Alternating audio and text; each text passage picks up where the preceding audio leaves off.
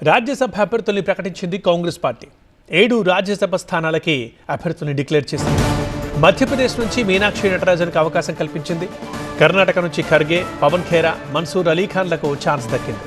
రాజస్థాన్ నుంచి నీరజ్ డాంగి, తమిళనాడు నుంచి ప్రవీణ్ చక్రవర్తి, జార్ఖండ్ నుంచి ప్రణవ్ ఝాలని ఎంపిక చేసింది.